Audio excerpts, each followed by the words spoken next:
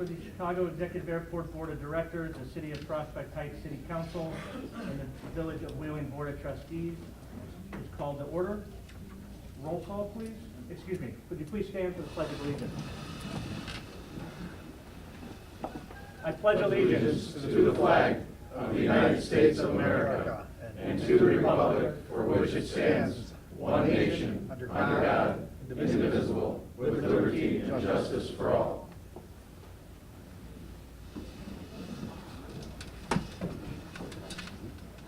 Now we'll have that roll call. Jennifer, roll call, please.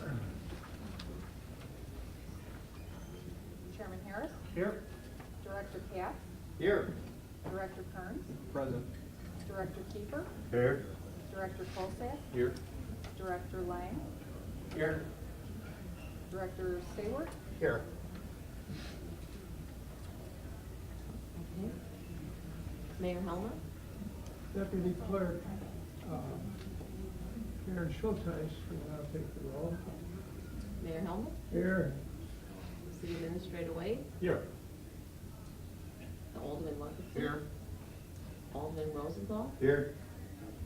Alderman Williamson, Here. and Director of Building and Development Peterson, Here. Treasurer Tibbetts, Here. and Alderman Messer and Dolan are absent by previous notification. But based on three, Like most of you, I'm sure, the thought always crosses my mind when somebody starts a meeting. Why are we here? Well, quite literally, our governing document, the intergovernmental agreement between Prospect Heights and Wheeling, dated December 2013, states in Section 3, Paragraph D, Line 1, that a joint meeting shall take place annually to keep our elected officials abreast of the operations and financials of the airport. But deeper than the literal words contained in the IGA, we come together tonight because we all, through election, through appointment, or through interest, are invested in this great organization we call Chicago Executive Airport. Last week I attended an event with Howard Tullman, the former founder and CEO of 1871, the famous tech incubator located at the Merchandise Mart. During Mr. Tullman's introduction, the MC noted that he was an asset to the community. That phrase, asset to the community, resonated with me. And I think it's an entirely appropriate and fitting description of our airport and airport ecosystem. We're here tonight, both the airport board and the airport staff, to report back, in a sense, about the great things accomplished at this asset to the community over the past year. We're proud of these accomplishments and believe we've taken the right courses of action to set the airport up for success in the coming years. Like any asset, the airport's success or value is only as good as the support it receives. Here on behalf of the Board of Directors and the staff, I must say thank you to both the City Council of Prospect Heights and the Village Board of Wheeling for your support and commitment to our organization. The runway that you give us, no pun intended, to govern the organization is truly appreciated, and your interest in ensuring that we are doing what's best for the airport and the communities provides a high-level oversight that we, and more importantly, the citizens expect. Shortly, you'll hear from Jamie Abbott, our Executive Director, about some highlights from the past year, as well as a presentation on the progress of our airport master plan. I look forward to your feedback, your comments, and discussion. And again, thank you for the time and energy you invest in CEA. Lastly, while this may be the first time you hear it tonight, I know it won't be the last. We encourage all of you to come out and help us both rock and run the runway this upcoming Saturday, June 30th. We're thrilled to have both Governor Bruce Rauner and Congressman Brad Schneider to be attending the 5K. And our registration numbers have already surpassed numbers from last year. Now, without further ado, I'd like to introduce Nick Helmer, Mayor, City of Prospect Heights. thank you. Mr. Chairman, thank you. It's very interesting to me, having served on this board, having been mayor for the last 8 years. I call it at CEA, the Executive Airport, the tie that binds. We get along. We do a lot of things together as two cities. It's the tale of two cities. It's the tale of a success story between two cities. But the airport holds us together as co-owners, and we achieve, through you, notoriety.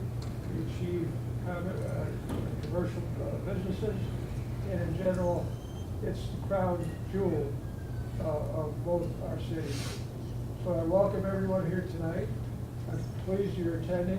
I'm pleased you've taken the time to attend, because this is what it's all about, getting together, talking. And the annual report is always very interesting to me. This will be my 22nd annual report, having served on this council for 14 years and now mayor for 8 years. I am really pleased to be able to say Chicago Executive Airport belongs to two of the greatest cities in the northwest suburbs. So again, welcome, and thank you for joining us. Thank you, Mr. Mayor. Mr. President. Does that work? Mayor Helmer, nice to see you and the board. I really enjoy these opportunities when our two boards can get together, working together the way they have in the past with the airport. The airport really is one of the main features that gives our two corporate bodies distinction among the suburbs. We've been working together successfully for many years, and I do believe that meetings like this are part of the reason for that. I look forward to the presentation that shows what we have in store for our future, and we need to keep doing this, and I'm very happy with the way our two boards are working together with the airport. Thank you. Thank you, Mr. President. We'll move on to item E, citizen comments and concerns. I remind everyone in the audience and speakers that comments are limited to 5 minutes, and that there will be no response to comments. I have one name tonight for comments, and that's Mr. Steve Ness. Mr. Ness? The sign is up here for all the people that want to comment.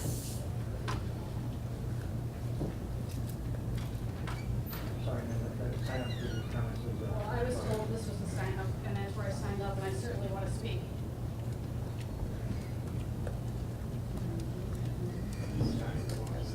Do I have to yell? Is there a mic here? It's on the front, it's on the front of the, in front of it, Mr. Neff, in front of Go it. on the front, yeah. In front of it. Check. Can you hear me? Nope. No. Look it up. Can you hear me now? Yes, sir. Bear with me a second. Start the clock yet? Yes.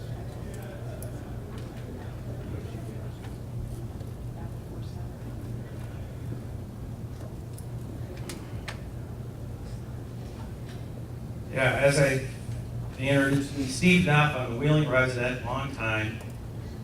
It's hard to believe another year is going by. The past year has seen little progress on noise abatement at the airport, unfortunately. The much anticipated 310 departure test, taking northbound traffic out over industrial areas west of the middle school and our neighborhoods, was scuttled last November by the CEA board with one dissenting vote, Neil Katz. This noise abatement measure was previously approved by the FAA and the airport board, yet never implemented.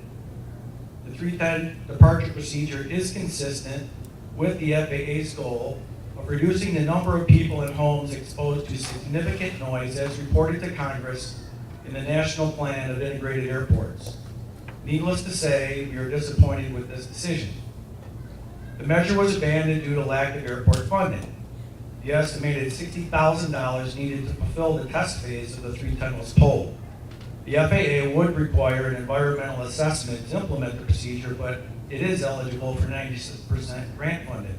The decision was made to use the money for sound attenuating homes. Of course, insulation does nothing for outdoor enjoyment of one's property or schoolyard. The airport can and should collect non-tenant landing fees to fund noise abatement measures. The noise exposure map update is now complete. It can be downloaded from the airport's website under tab About CEA documents, 2018 noise study complete. There are very good graphics featured that show land uses surrounding the airport, residential, industrial, and forest preserve. The noise contours extend out over the non-compatible residential areas. I suggest that this graphic gets enlarged and framed for the pilots to see when they're filing their flight plans. Why not also display it where decision makers congregate like City Hall? The appendix from the NEM update lists over 100 comments from the public hearing portion of the update. Residents, teachers, realtors, and officials are documented voicing concerns. Sleep disturbance caused by late night and early hour flyovers is a repetitive theme. Property values and quality of life are also mentioned. Mayor Arlene Jurassic of Mount Prospect and chairman of the O'Hare Noise Compatibility Commission left an expose that included, quote, options like the 310 departure are more important to affect near-term relief for residents, whether in Mount Prospect or not. I hope you all will take the time to read through these stakeholders' comments. On page 56 of the update study, documents list runway utilization percentages. What I don't understand is their findings are significantly different from the percentages given by Crawford, Murphy, and Tilley at last year's joint workshop. CMT and their facility requirements presentation said 94% of the arrivals use runway 16, while Mead and Hunt study showed 75%. For arrivals on 34, the utilization was 2.6% versus Mead and Hunt's 15%. The other runways show similar discrepancies. So whose data should we base decisions on? It is unfortunate that the fuel sales tax for the airport will no longer be a source of revenue for the municipalities. I guess selling more jet fuel will not be a boon for the community after all. As our property values suffer, real estate taxes will take the hit too. I hope your analysis takes that into account. Progress on the noise front seems to move at glacial speed. Broken promises and false hope have ruled the day. In conclusion, we need facta non verba, deeds not words. Thank you for my comments.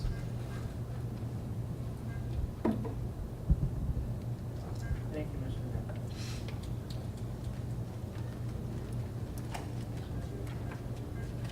Ms. Wilson, I understand that you're a Wheeling resident. You've spoken before at the Village of Wheeling, and we may have some different procedures. In the future for CEA meetings, I'd ask kindly that you sign up prior to the start of the meeting, which is our policy. In the efforts of transparency, I'd be happy to give you your 5 minutes starting now. Thank you, sir. My name is Deborah Wilson. I am a, Microphone? oh, where is it? It's right behind the laptop. Oh.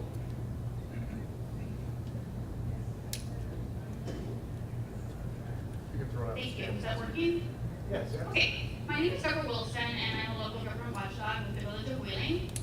And I just really have one point to make this evening, and that is that I took exception with the meeting you had before the meeting. Now, you had a private dinner arranged in that room behind the curtain over there, and more than a quorum was present. Now, technically, to be a meeting, you have to be discussing public business. But the problem is when you have a closed-door private dinner, it gives the impression that you're having a meeting before the meeting. You may not have been, but it gives the impression. And one of the strategic plans for Wheeling, one of the tenets of the strategic plan is to increase transparency and to increase, forgive me, that was Pat Walker's campaign promise. You know, part of the tenets of their strategic plan is to improve the village's public image. And we've had quite a bit of scandal these last few years. And I think that it would be wise for us whenever we're having a joint meeting or any meeting to not have a private closed dinner on the public dime, especially on the public dime before the meeting. It just gives the impression of impropriety, even if there's not going on there. And I think that if you would do that, just eliminate these dinners before these joint meetings, that would go a long way in increasing the public trust of what it is that you're doing. So thank you so much for your time. And also, as far as signing in, where do you keep the signing? Because I signed in on something that was at the front, where in a future meeting, should I decide to come, where would I find the sign in for public comment? Sorry, Ms. Wilson, I can't make any comments. You can't tell me where I could sign in successfully in the future? Sorry. It's a secret? If you come to another meeting, we'll have a discussion. Thank you. Okay, thanks. I apologize. At this time, I'd like to introduce the Executive Director of the airport, Jamie Abbott.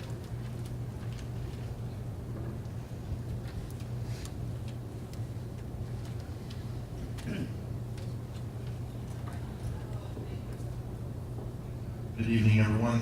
I'm going to have to kindly ask the folks here to, if they don't want to get blinded, find another seat. Sorry about that. I get a coach class over here. All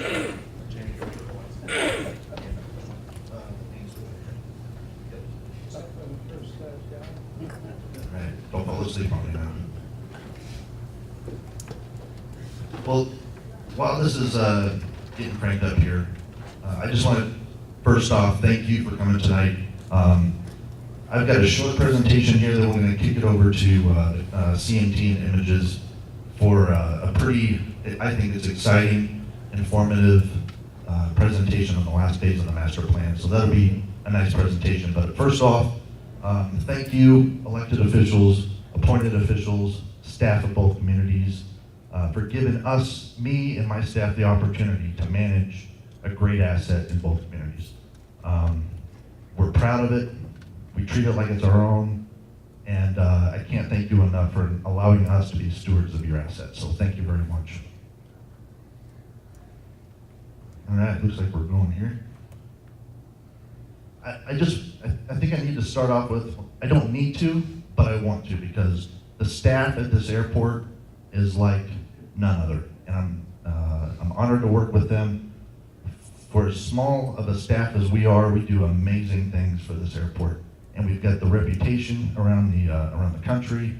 And I'm just really proud of my staff. And in turn, I think you are too. So we just took this today, and I forced them outside and said, hey, it's stopped raining, let's go out next to the taxiway and get a picture. So this is everybody except our new Director of Economic Development, George. He was at a meeting at the city, but we're gonna Photoshop him into this picture, so sorry, George. Okay, let's start off by welcoming new staff members. Of course, George is our new Director of Economic Development. He came on board a couple weeks ago, and I'll tell you what, he hit the ground running. He got on the phone, scheduled all kinds of meetings. He attends meetings with me. I flooded him with information on our projects and so forth, but I gotta tell you, it's been a great week and a half with George. And I'm really excited about what we're gonna do here, so thank you. We welcome two new maintenance techs. Tim came to us from Signature. He's doing very well. And a new hire, Nick, just started this week. Not familiar with aviation, but we're giving him some good training, and he's doing great.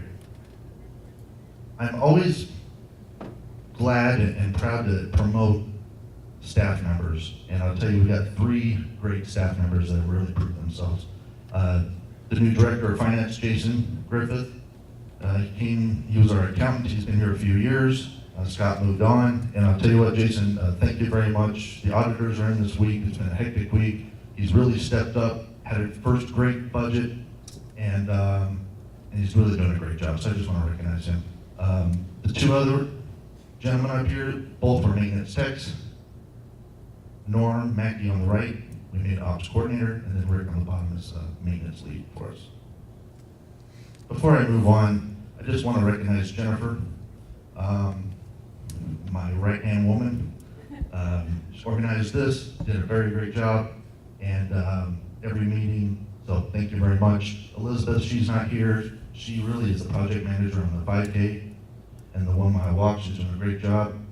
And then the maintenance team on the maintenance side of things. So let's go through just an update on the numbers of the airport. This is the one I think we're most proud of. The CEA continues to be financially self-sufficient. And I think since the communities bought the airport, this has been the case. And so that's our goal every year. So far we're meeting it, and next year's budget, which just started May 1st, we also produced a surplus budget for this year. So we're proud of that. I hope you are. I look at other airports similar to ours, municipal facilities, namely the one I managed before I became the Chicago executive, and we were propped up by the city.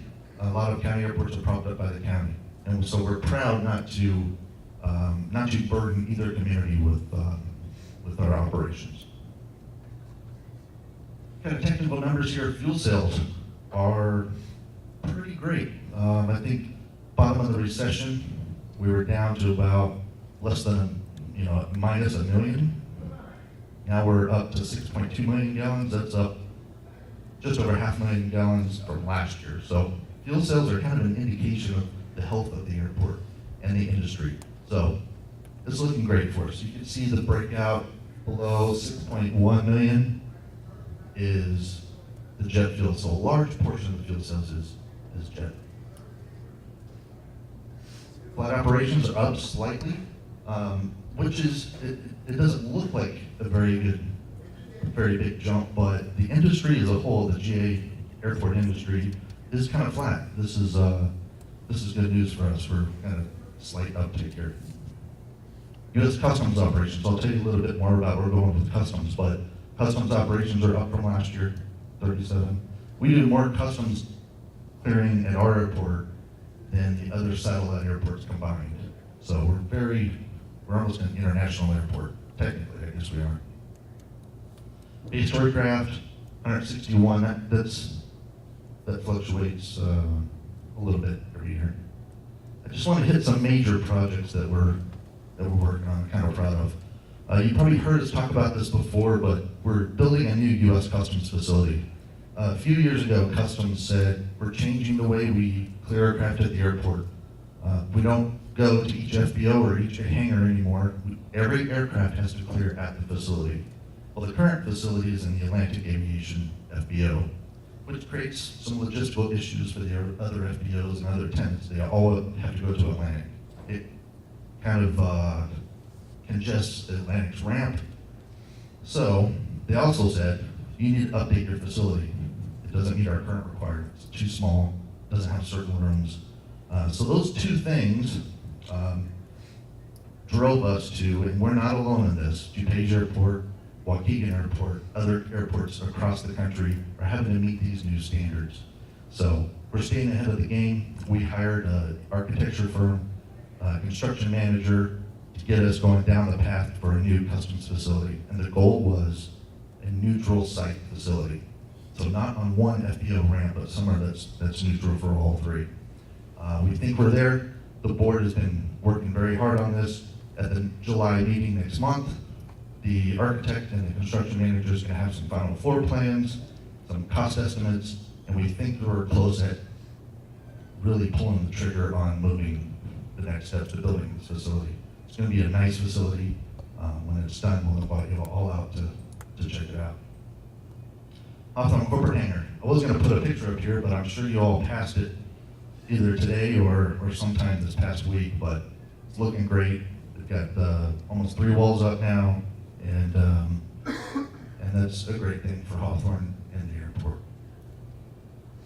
Just some other random projects. Every 3 years or so, we remark the main runway. It doesn't sound like a big project, but it requires the shutdown of the airport for a time being, because all 3 of our runways intersect at some point.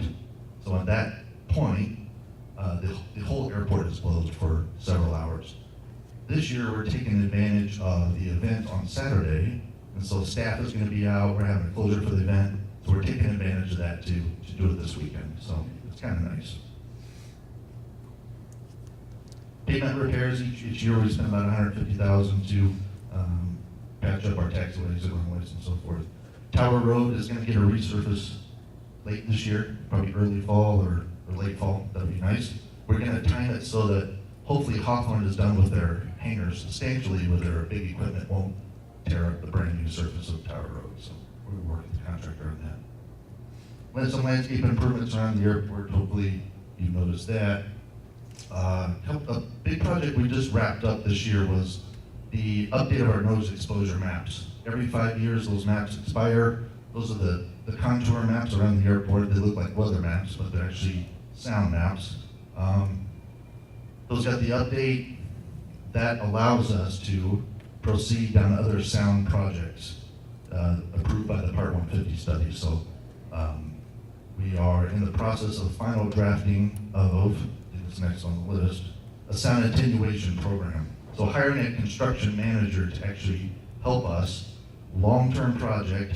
The FAA has already told us they're dedicating funds to this project to start going into homes and businesses around the airport that qualify.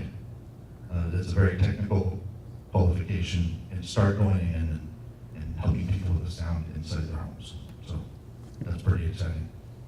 As somebody called it, that's a big boy project, meaning mainly big airports, is O'Hare's and Midways of the world, but very few GA airports really go down this road, but we think it's important to be a good neighbor in the community. And then just a runway 1230 overlay. 1230 is our second biggest runway. Okay, my last slide here is kind of a transition into our next presenters. Talking about the last phase of my master plan. Pretty exciting, and I think you're gonna enjoy the presentation. And I just want to say up front that all this stuff is just kind of a reminder of what this process is and where we've been and so forth, but just a reminder that this is an airport project. This is not driven by anybody else but the airport and the board. So we've kind of dictated the whole process. Phase 3 is going to be interesting. That's when a lot of other people get involved and we start forming stakeholder groups and so forth, but you'll hear about that here in just a minute. Just a few bullet points here. CA has phased the project to fit our financial ability. I've got a couple questions. Why is this taking so long? Well, part of it is, and one of the main reasons is, our capital side of the budget isn't huge, so we've had to phase this out. Some airports could just fund the whole thing at once and just get it all done. I think mainly commercial service airports, but with our funding, we've had to phase it out. So we're doing it in kind of 3 phases. That's kind of held up the project a little bit. And just a reminder that the master plan is a prescribed study by the FAA, meaning the airport doesn't say, hey, consultant, we want you to look at this and look at that. No, it's a pretty prescribed process, and it's kind of driven by what's called an advisory circular. There's advisory circulars for lots of different things with airports.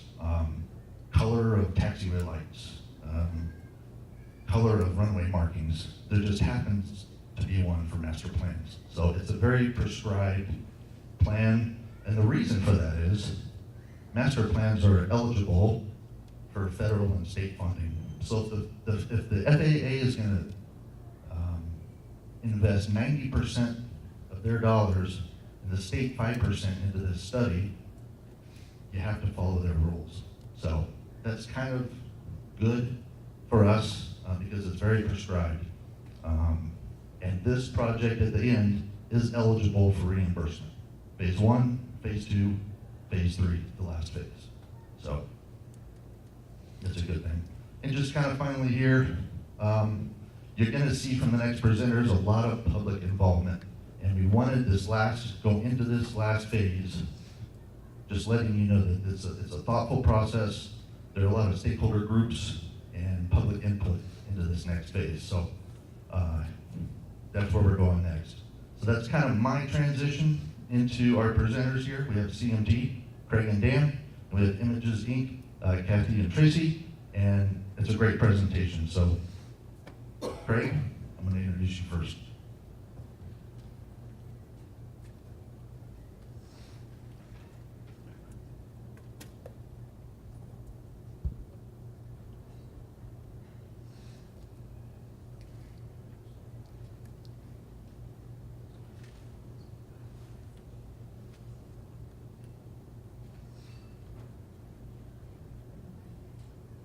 Can everybody hear me all right through the microphone? Thank you very much for the opportunity to be here. As Jamie mentioned, we put a lot of work into this presentation. We're really excited to deliver it all to you. My name is Craig Loudon. I'm the project manager for the master plan from Crawford Murphy and Tilly. So I'll be doing the opening few slides, and then I'm going to bring Kathy Valenti with images incorporated up to present the second half of the presentation to you. Is that better? Yes. All right. Sorry, I don't do this in microphones very much. My apologies. Okay, so just a real brief agenda.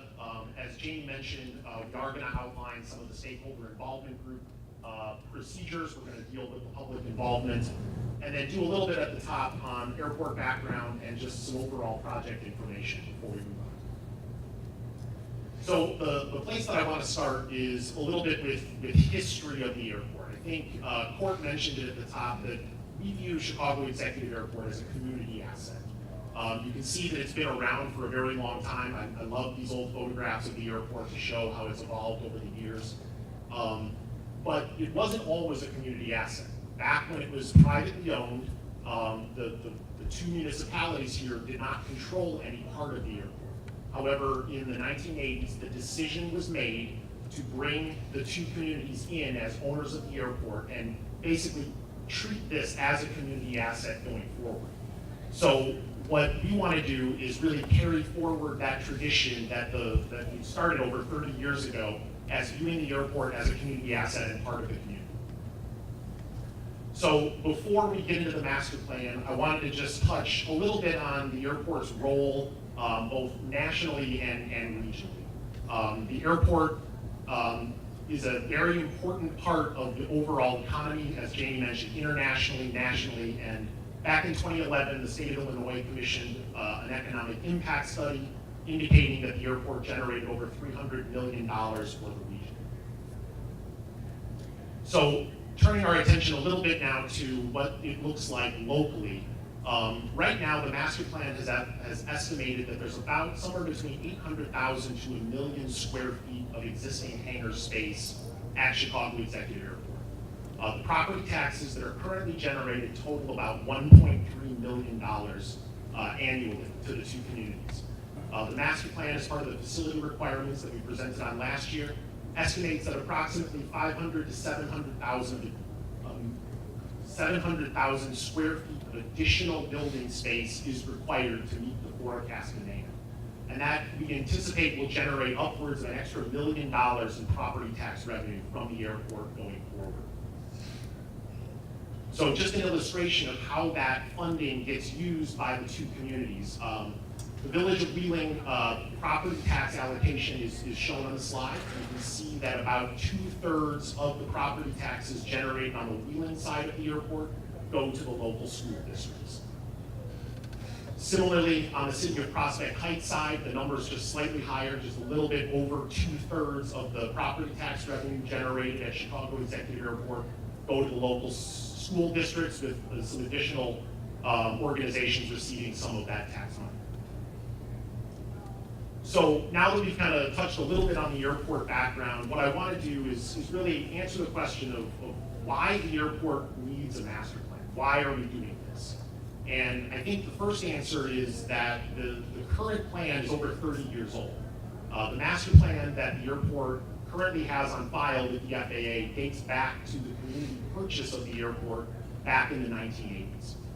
One of the things that FAA stipulates as part of their grant assurance process, which means the ties that the airport holds, that the FAA holds the airport to for receipt of federal funding, is that airports have a duty to manage their assets. So you'll hear that term, manage your assets, a lot going forward here. But one of the tools that FAA recommends that airports use is a master planning process. So really what we're intending to do with this new master plan is really bring the airport up to date with FAA and IDOT guidance related to how airports manage their assets.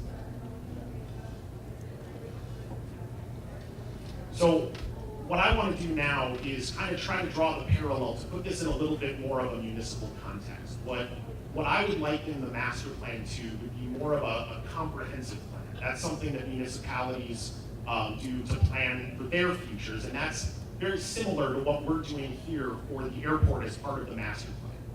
So if a comprehensive plan, for example, would recommend a change in land use for a certain corridor of a municipality to spur economic development, the challenges and opportunities that a municipality would face for the change in that land use to foster economic development is very similar to what the airport will go through to develop additional facilities at the airport going forward. So again, we want to treat this as a comp plan for the airport. So a little bit of history on the project as a whole. We started phase one a few years ago, and one of the first things that we did as part of that project were to develop guiding principles. And each step that we've completed along the way has taken these guiding principles into account. And we anticipate looking at these through every subsequent step that we plan to complete going forward in phase three. Some additional summary statistics from phase one. The airport hosts almost 500 jobs. We think that's really important as the airport's role in the regional economy. And it's also the closest airport in Chicagoland to the vast majority of the major businesses located in the Chicago metro area. So we really believe that the airport is well positioned going forward to kind of double down on some of the statistics that Jamie gave. We envision that the airport continues that strength. So going next to phase two, this is where we really got into some more of the data components of the master plan. During phase two, we completed a 20-year forecast of aviation activity. We projected both base aircraft and operations. And then we also determined the facility requirements that the airport would be required to develop to meet the future aviation demand. We also spent a lot of time talking to airport users to understand their perspective on the master plan and try to gain a better understanding of what they really want to see the future of the airport turn into. So moving forward to phase three, I want to emphasize again what Jamie said earlier, that this is Chicago Executive Airport's project. As the consultant team, every step of the way we've taken direction from the airport as to how to proceed, and that's the way things are going to continue to go. CPA will lead the process. The two agencies that will be involved, the Federal Aviation Administration, you'll hear us say the acronym FAA a million times.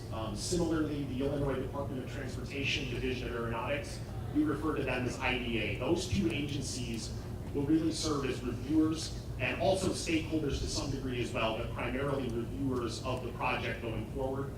And then lastly, the two municipalities present tonight, the City of Prospect Heights and the Village of Wheeling, will have an integral role through the stakeholder involvement process that we'll detail in a subsequent part of the presentation. So drilling down a little bit further into the components of the master plan process, you can see that there's 7 distinct tasks listed. All of those are specified by the FAA. So what we are doing, as Jamie mentioned earlier, is we're following a prescribed process that the FAA requires us to do to complete an airport master plan. The ultimate deliverable, the final product of an airport master plan is an airport layout plan. You see that at the bottom there. The acronym that we use for that is ALP. And the intergovernmental agreement requires that ALP document to be reviewed and approved by both communities before it can be sent to the FAA. So I'd also like to point out that Jamie spent some time talking about the noise exposure maps and the noise compatibility program projects. That is a separate study from this master plan, and it will be completed by others going forward. So we are aware that it's going on, but we're not going to be involved on the master planning level as part of that process going forward. So a couple of additional facts related to the next phase of the master plan. Jamie mentioned the self-sufficiency of the airport and how uncommon that is throughout Illinois. And as a part of this master plan process, no municipal funds will be committed to the funding of the master plan project. It is eligible for state and federal reimbursement to the 95% level. And the residents of Wheeling and Prospect Heights will not see any property tax increases due to any of the master plan or the projects that may come out of it. So going into the master plan itself and what some of the things that we're going to be doing as part of it is the first and the first part of it is the development of alternatives. This is where the conceptual planning that we're going to be doing kind of comes to life in the form of pictures and graphics. This is where we actually start to develop development areas throughout the airport to show how the airport is going to meet the forecasted demand. So from there, I liken where we're going next to sort of a funnel. We start on the widest end of a funnel by developing numerous alternatives. We're going to look at the airfield, we're going to look at the roadways, the taxiways, the buildings, et cetera. Everything about the airport will have alternatives developed to meet the future demand. That's sort of a wide area of the funnel. From there, we sort of neck it down a little bit by evaluating each alternative. We run it through, we develop screening criteria and run the alternatives through a screening matrix. And what comes out the bottom end of the funnel is the preferred alternatives for the master plan. And those are what ultimately is shown on the airport layout plan. So the way we get there is through a technical and environmental overview and a very robust public involvement process, which we'll detail in a couple minutes. So a little bit more information on the alternative development process.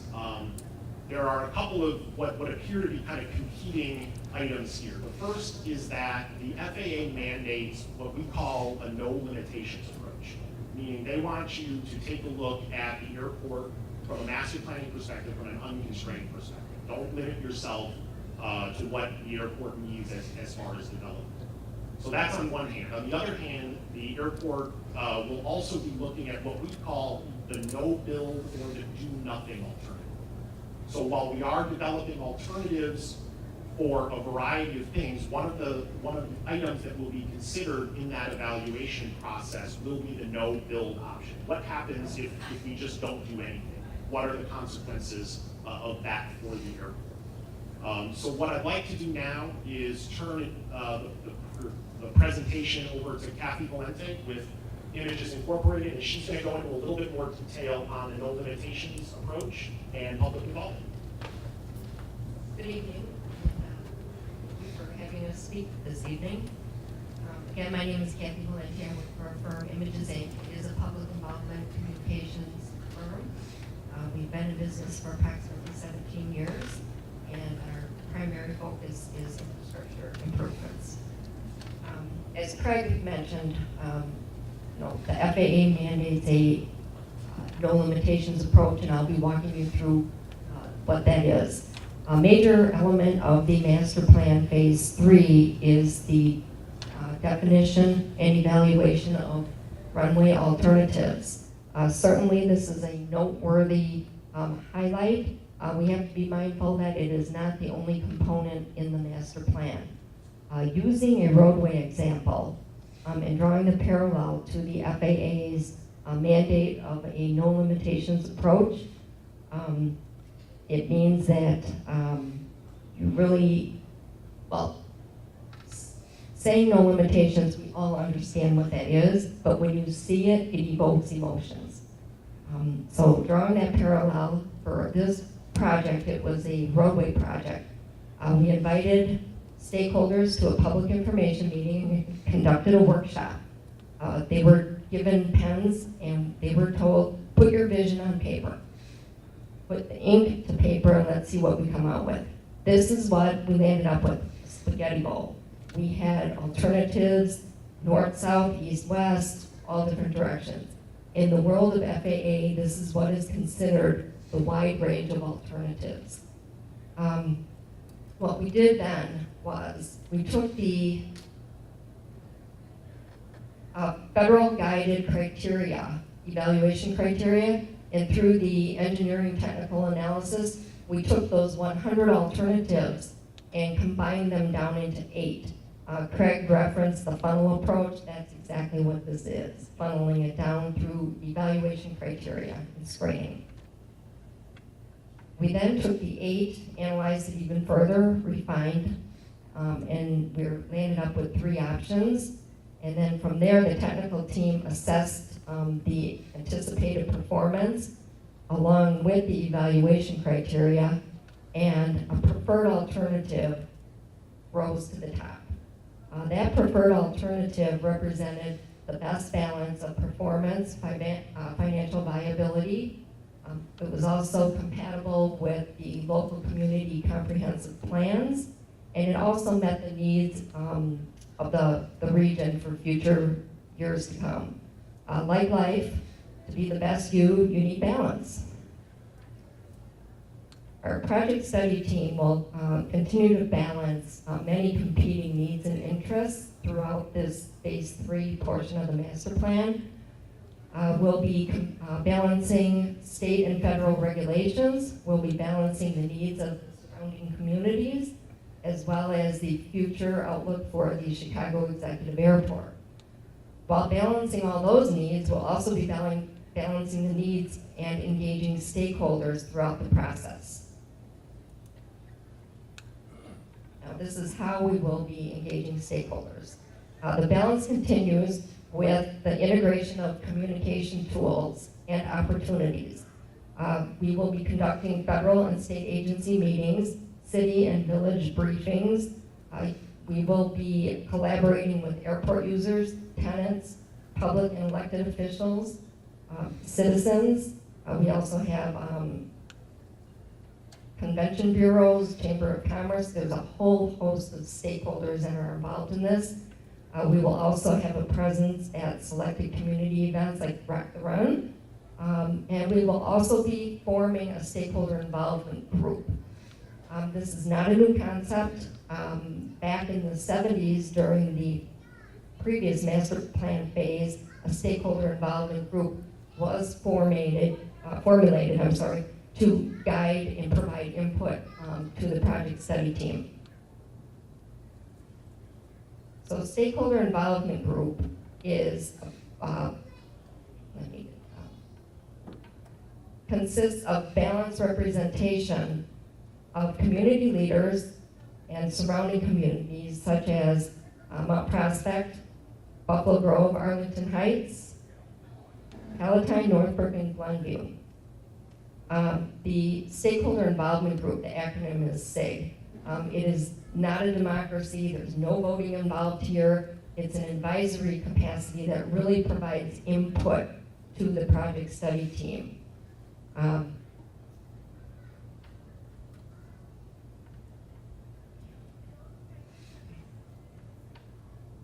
because these silos of people that you see up on the screen, they serve or speak for a larger constituency, we will be using them as a conduit of information exchange as well.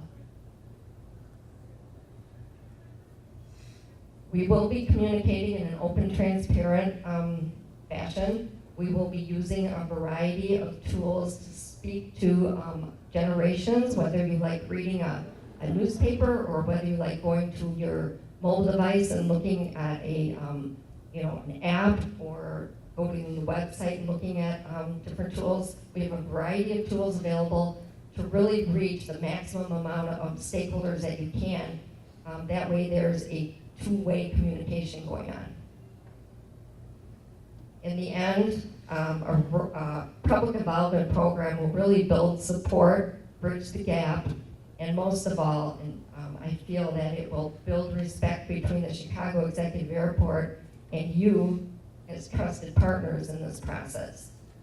In the long term, it will also, for all parties involved, it will develop a deeper understanding of what the future framework for the area looks like.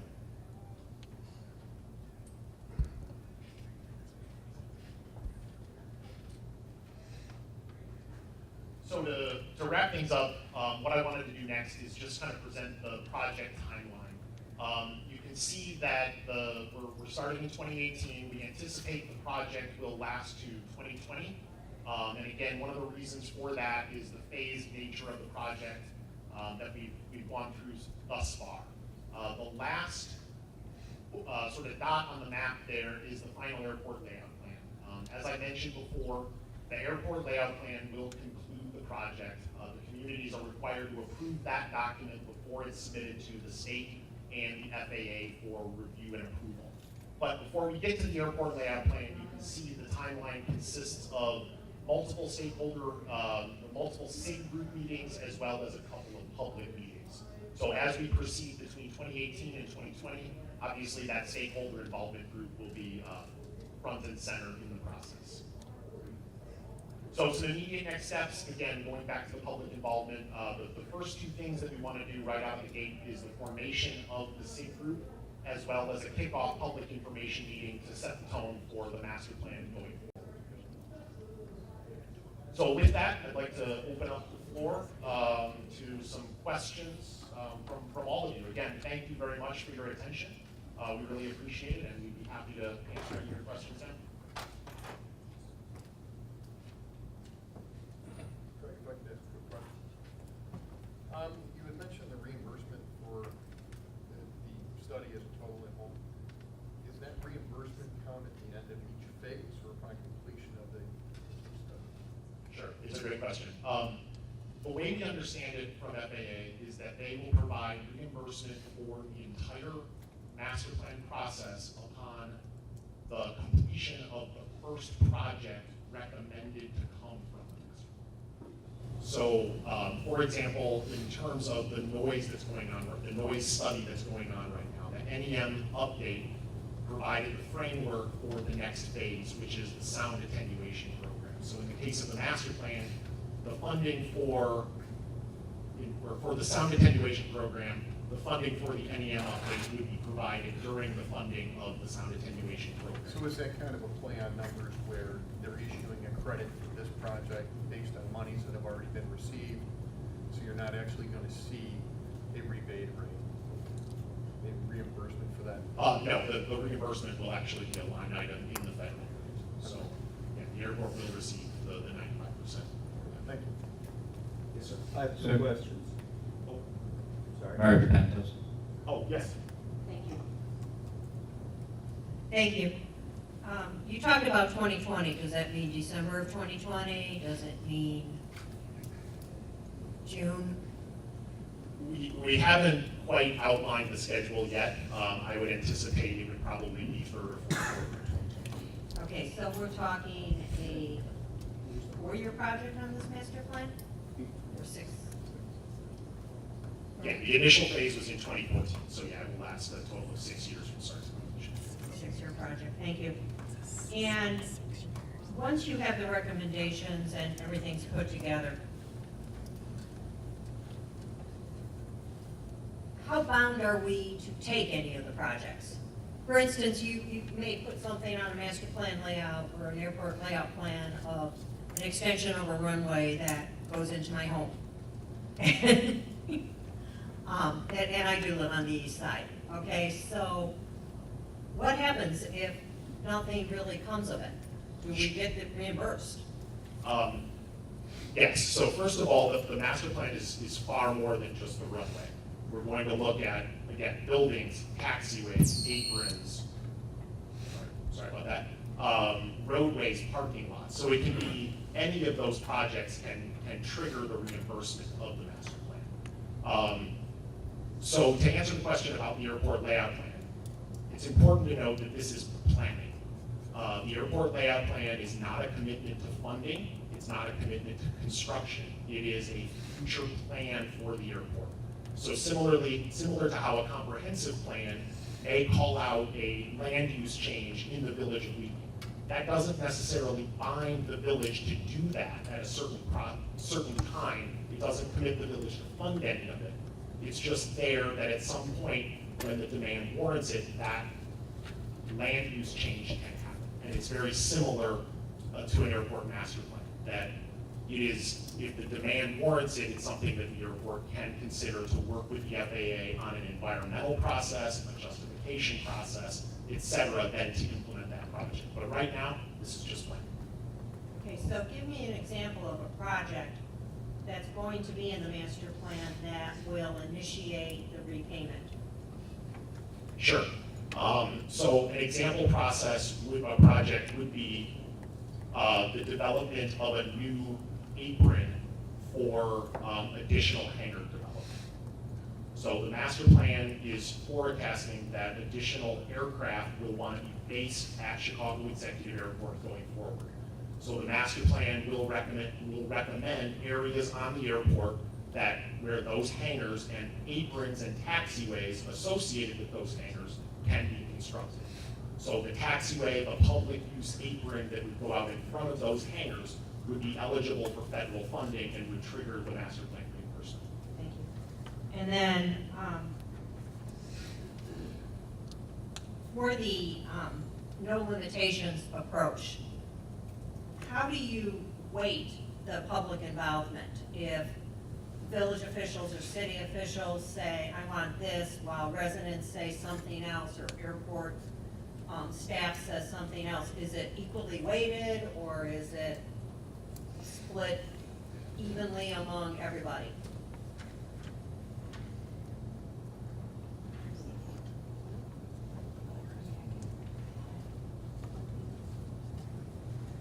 Well, the people, or the silos of people, they represent a larger constituency. So it's important that the members of the stakeholder involvement group are listening and talking with the constituency that they represent. Again, all these ideas are run through evaluation criteria, and I think a lot of it, once the engineering does their technical analysis and see what rises to the top, that's when you start, having the discussions about, what really is important here. So do you have a criteria, though, that you weight some people's comments or some groups with more effect than others? No. Stakeholders are stakeholders and all comments are equal.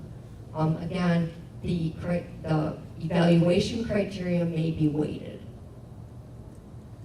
At this point, we don't know what the evaluation criteria is, but I can equate it to that roadway project where that ended up being the best performance, or the balance between performance, financial viability, and the compatibility with the community plans and the goals for the future.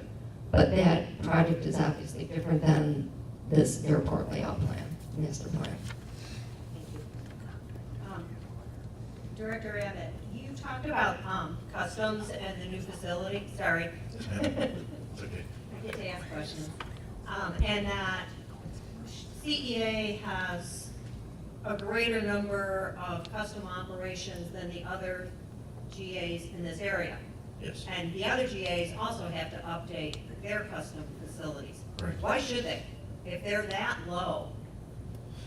It's a customer service that airports provide that handle corporate traffic. It would be kind of detrimental if they didn't. Even though their numbers are low, it's a service that you provide if you're a reliever airport in a major metropolitan area. So, that's a decision they have to make, but I don't think that they could make any other decision if they don't want to really provide full services that a reliever airport should be providing.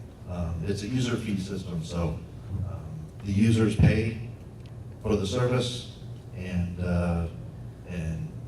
airports really have to provide that service if they want to be relevant in the industry, really. Will we ever reach a point on the customs facility where we make enough money off of it that it pays for itself? So we've been doing that for many years. We budget kind of a neutral break even. In the past several years, Jason could probably tell me a little better, but we have made a little bit of money every year on the customs operations. So it does pay for itself completely, and we make a little bit. Now with this new facility, we're going to look at adjusting rates on that, just because we're putting so much capital into this new building. So we'll have to look at that. Sure. Does the widening of 1230 come into play on the master plan, or does it come into play before that?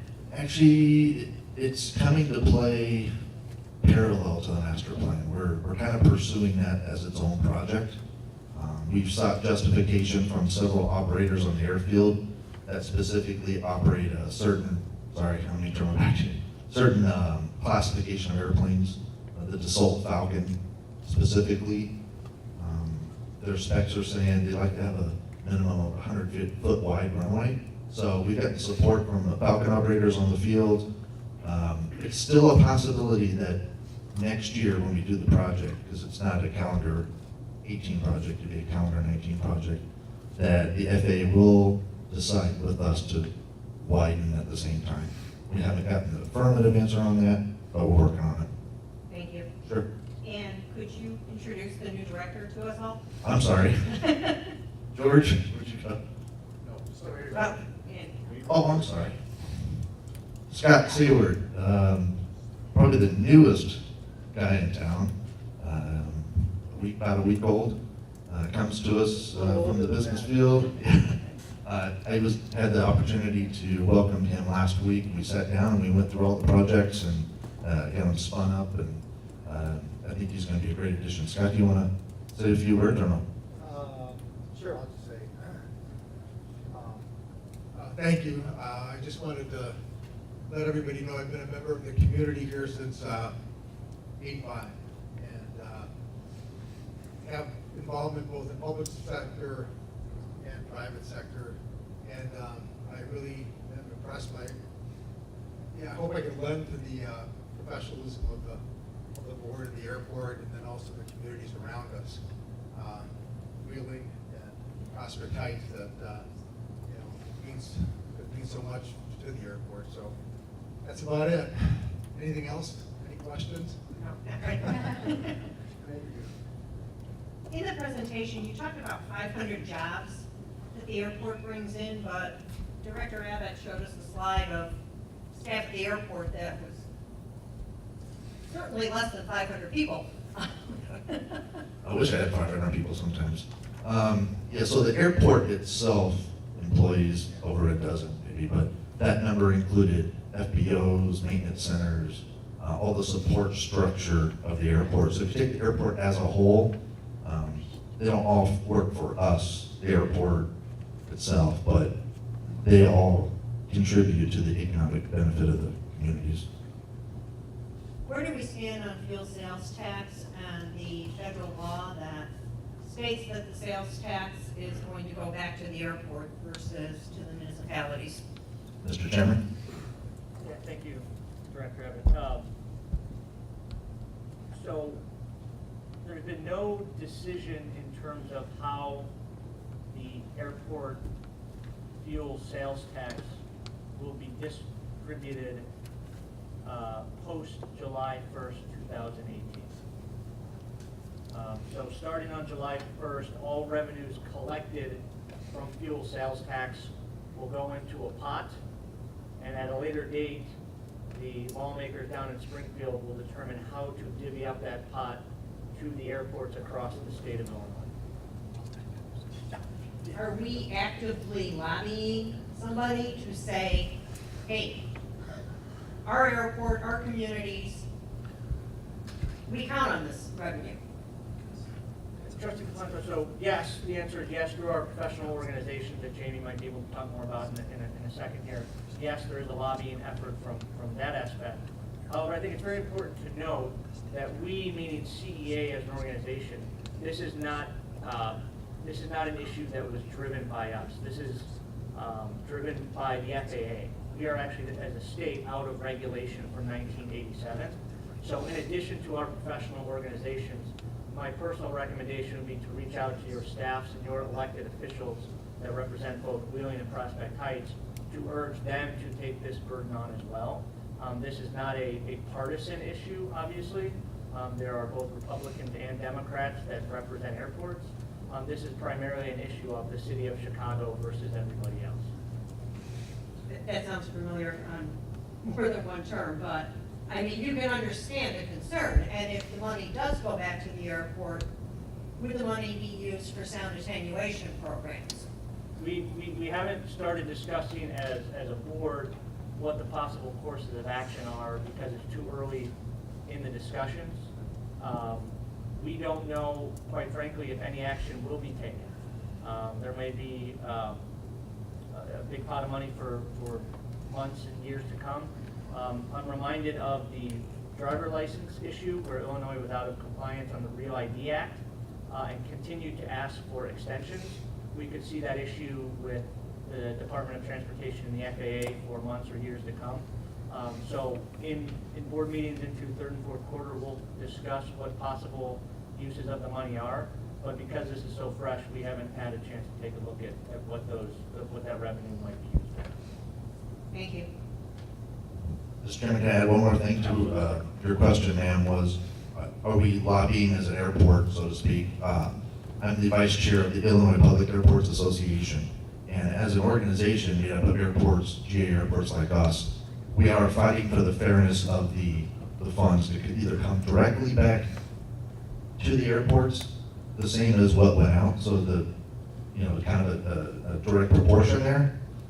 The goal is that the big brother to the southeast of us doesn't grab it all, and we get our fair share of what we're putting into it. So that's the goal of IPA. We've also been working directly with State Representative David Harris, who has been, if not leading the charge, certainly part of the leadership team at the state level drafting legislation.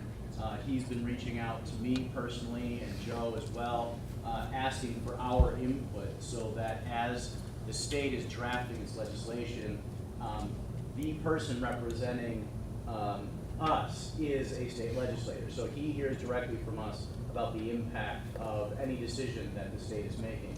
I think that is a huge asset and a very gracious effort on his part to put himself in front of the situation to come to a resolution that is beneficial and fair to everyone. Because obviously there are competing interests with what should happen with that money.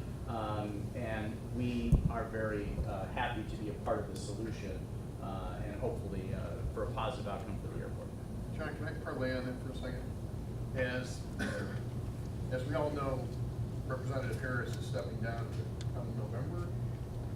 When is his term over? January.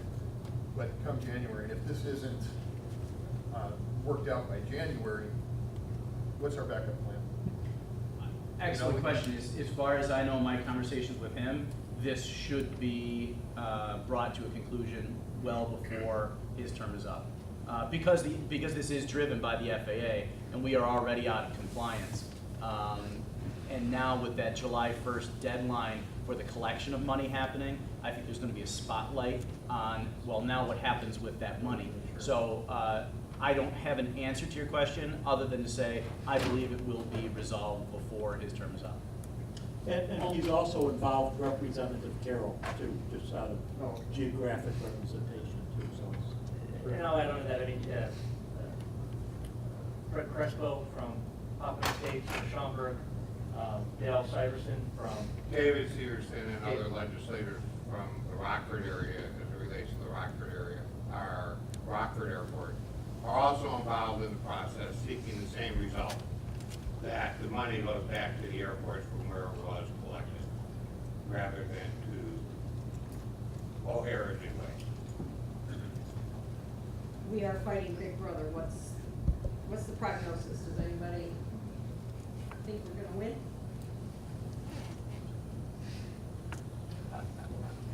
Mary, I appreciate you bringing it up, because it's truly the 800-pound gorilla in the room. Those are both questions answered. Thank you. So nobody knows, I guess is that answer. Again, as I said, Alderman, this is not a partisan issue. There are numerous airports in Illinois outside of O'Hare and Midway, and each one of those airports have elected officials. So when you look at the number of airports spread across the state, it's a numbers game. Are those elected officials enough? Is there enough quantity of them to put forth a vote that is beneficial to all those airports and not just the two airports in the city of Chicago? And I get that. I don't think anybody thinks that it's a partisan issue. I think it FAA versus the municipalities, the counties, the local governments, and everybody feels that it's generated within their boundaries, that they should get those revenue, because truly they generated it. You know, I get the other half of it, but I don't necessarily have to believe it. But I appreciate you giving us the information. It's something that we haven't had. So thank you. I have two questions relative to the presentation. The first one, you mentioned that you learned about needs and perceptions in phase 2. Is that information available for us to be able to see at this point? And well, you can answer that one first, and I'll ask my second question. Sure. So phase 2 has been presented at the previous 2 joint meetings. The presentation given in 2016 was on the forecast. 2017 was the facility requirements, and yes, there are master plan report sections that have been drafted and submitted to FAA for both of those, and yes, you can review those if you like. No, maybe I misheard what you said at the presentation. I thought I heard that you said that you were surveying or through some methodology, received information about the needs and perceptions of those who were, I think it was the pilots and other parts of the community. Is that what you're talking about there? Or I was interested specifically in what that output was. Sure. Yeah, and the results of a lot of those interviews are detailed in the report section. Absolutely. Yeah, we have transcribed a lot of that In an identified section or embedded through the report? No, in the front part of the section. Okay. My second question is, with the SIGs that you plan to form, what kind of methodology are you going to be using to recruit and to staff them? Great question.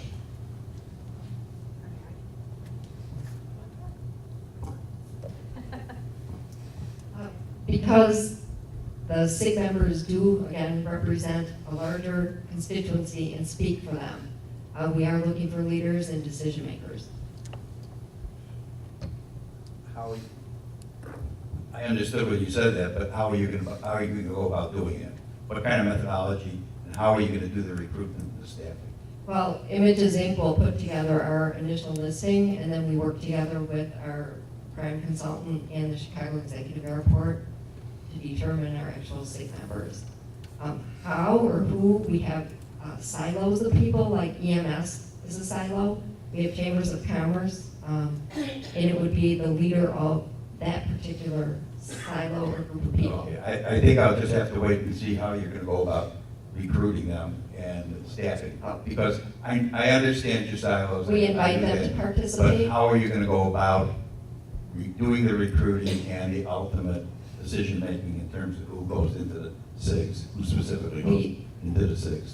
We actually send them a letter of invite and ask them if they would like to participate. If they are not able to participate, we ask they send a representative that can speak on their behalf and makes decisions on their behalf. So for example, I'm Tracy. So for example, we want to go back to that slide, we could. So elected officials of the communities, Kathy mentioned all the outlying communities, as well as these 2 communities.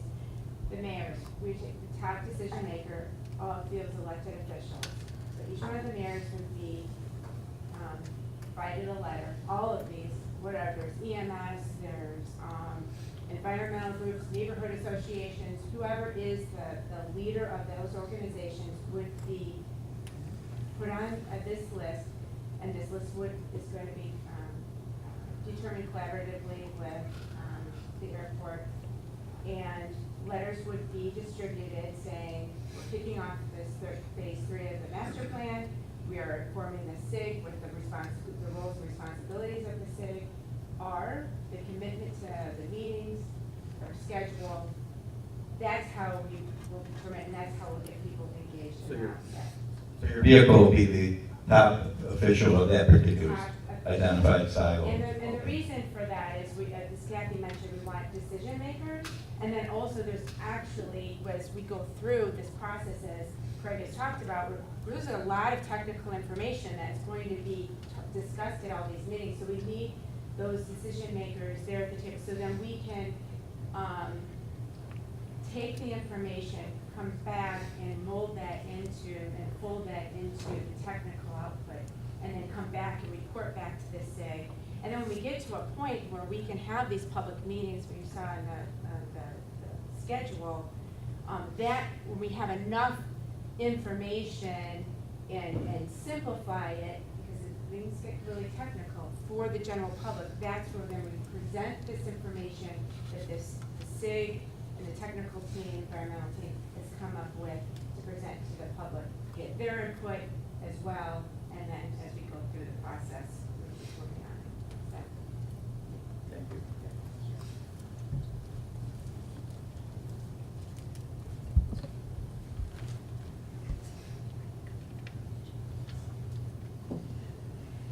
Please. Couple questions.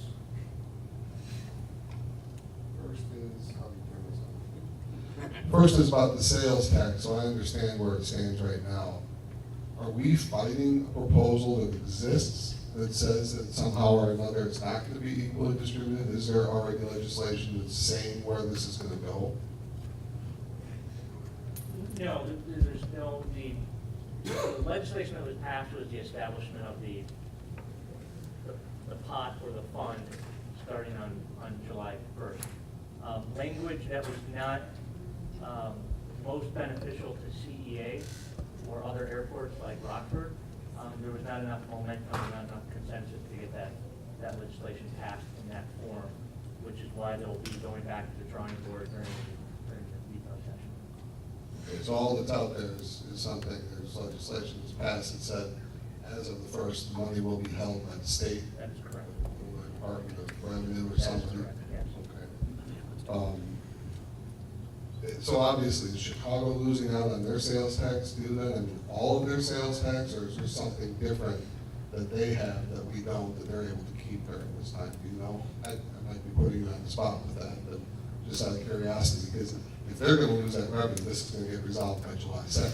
I can't see it going very. You're making a comment on the Chicago machine on camera. I don't know if I can do that. No, as far as my knowledge, and Tom Lester may be able to help out here, all fuel sales tax revenue, regardless of airport, regardless of whether it's CEA, Midway, O'Hare, is going into that pot of money as of July 1st and not being distributed. Okay, so they have motivation to resolve this quickly too. My other question's about the study. You had mentioned that some of the outcomes of the study, you gave an example saying that one of the outcomes might be a change in zoning by one of the municipalities too, or something that would require a change in zoning. Can you give an example of another study you might have done where there was something determined during the study that one of the municipalities or a municipality had to act on in order to move that forward? Sure, and I think my apologies, perhaps I wasn't clear enough in kind of the way I spelled out the example. I was trying to draw sort of the parallel between a master plan and a municipal comprehensive plan. In terms of the master plan, we're not going to be looking at municipal zoning in the areas around the airport. So I was trying to draw a parallel of an example process that a comp plan would go through, that the challenges related to that are not dissimilar for what an airport would do in terms of looking at additional development on an airfield, for example. So whatever you come up with would be within your own boundaries or within CEA's own boundaries and only be actionable by them? Not necessarily in terms of the boundaries of the airport. This goes back to the FAA stipulation on a no limitations approach. If the demand warrants expansion of the airport beyond its existing geographic boundaries, FAA wants the master plan to examine that expansion. Because it's in the plan, then does that give it weight to jurisdictions higher than ours that would be able to say, it's in your master plan, therefore it must be done. We need to incorporate that land into the airport. Is that what you're talking about? Yeah, what that does is this is planning. So any expansion that would be potentially looked at outside of the airport's existing boundaries, there could be a future improvement shown on the airport layout plan that does go outside of the airport's boundaries. But again, it's just planning. It's not a commitment to funding. It's not a commitment to construction. It's not a commitment to move forward with the project. The project would have to be looked at environmentally, it would have to be looked at from a justification perspective, it would have to be, funding would have to be secured for it, et cetera. There would be a long process to develop that project that may go outside the airport time. Does that make sense? Yeah, it does, thank you.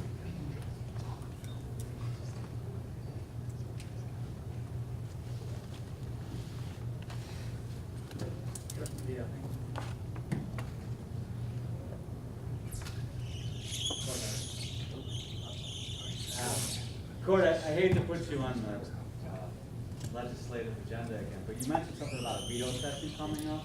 So this bill about the tax on the fuel, has it not been signed into law? Or has it been signed, or is it subject to veto review by the governor?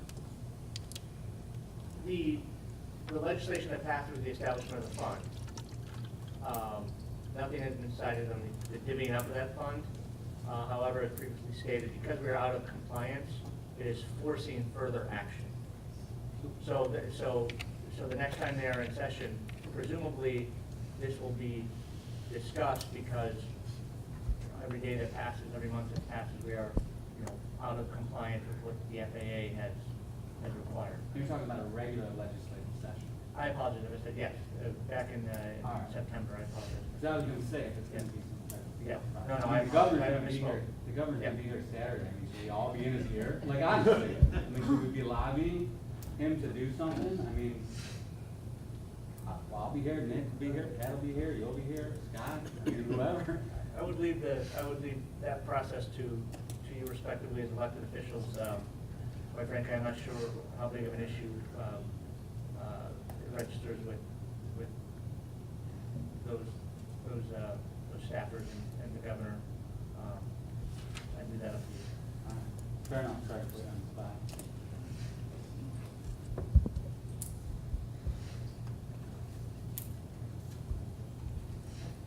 Further questions or comments from Louis? Trustee Pontus? One more question, thank you.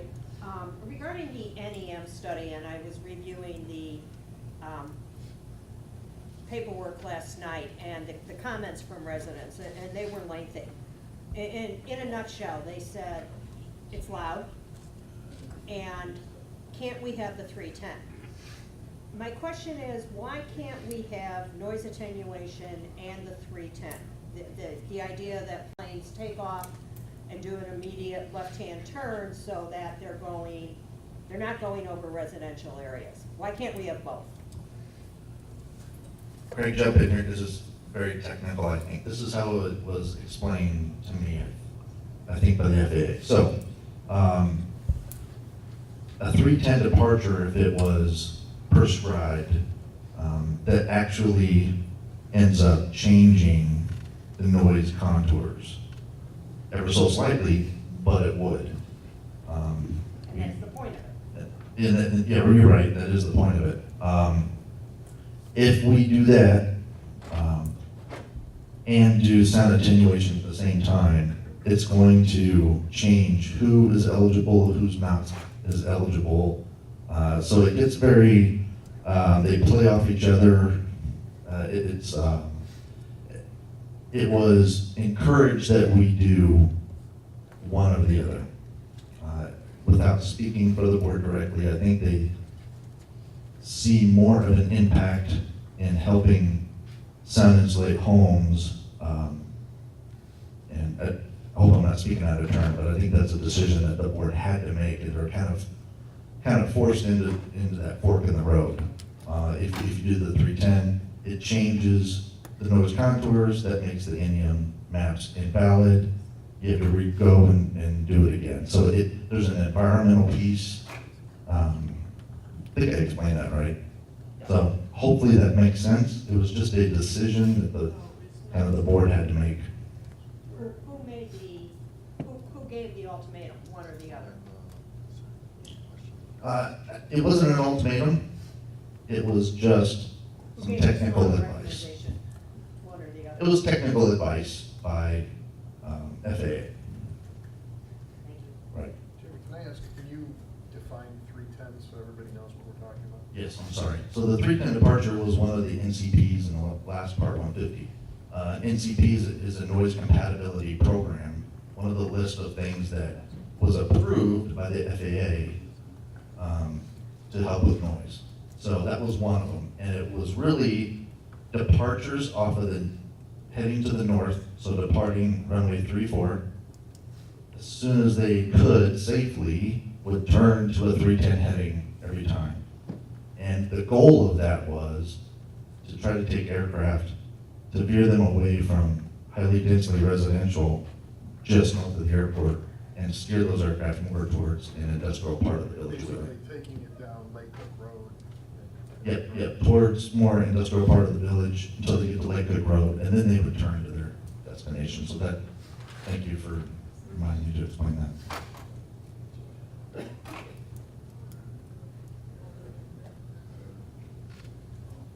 Further questions from Prospect Heights? Further questions from Wheeling? I'd like to move on to agenda item 8, closing comments. I'd like to start with Mayor Hellman.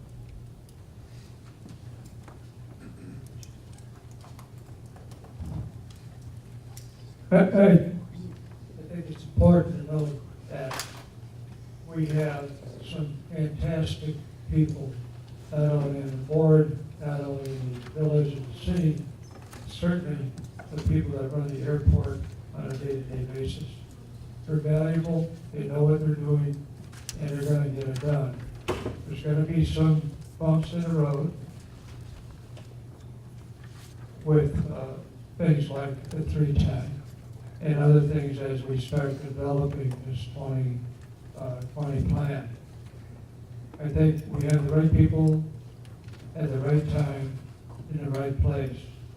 And we have two cities that work together on most everything. We share police when necessary, we share administrations and talk to each other when necessary, and there's no one putting us off to inform ourselves, to visit the airport, to tour the airport as Scott just did, and know the very latest things that are happening and what the airport people need. And they have consultants, they have professional people running this airport. I'm so pleased and proud to say this is one of the best operations. And I've been to DuPage, been down south in St. Louis, I've been to other airports, and this is the best thing I've ever seen. I'm glad to be I've been and continue to be a part of that. Thank you. President Horker?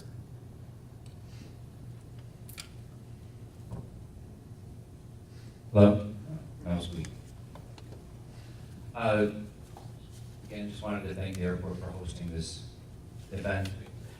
I think it's very important that we get together and share this information with the public, with each other, the input from both communities, from all the concerned parties, openness between all the parties involved, and just help it run smoothly as possible.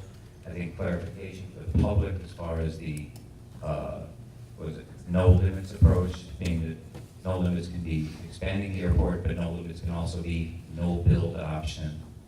It's an excellent opportunity, meetings like this, to get out information directly to the public, unaltered by rumor or repetition. And thank you, Mayor Helmer, for hosting us in your town. Excellent dinner. Thank you, Airport, for hosting us, and I think it's been a very informative evening.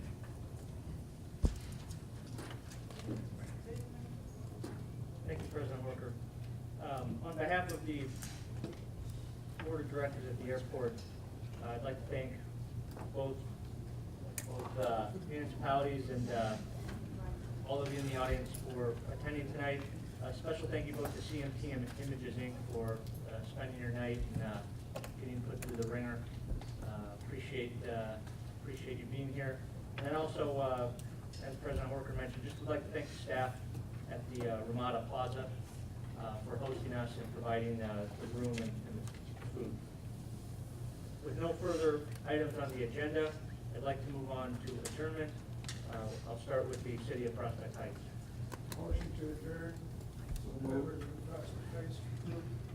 Second. We have a motion, we have a second, all in favor? Aye. Thank you. Wheeling? For a motion to adjourn? So moved. Take a motion from trustee Lang, second from trustee Vogel. All those in favor? Aye. Opposed? Ready to go. Chicago Executive Airport Board of Directors, I'm looking for a motion to adjourn.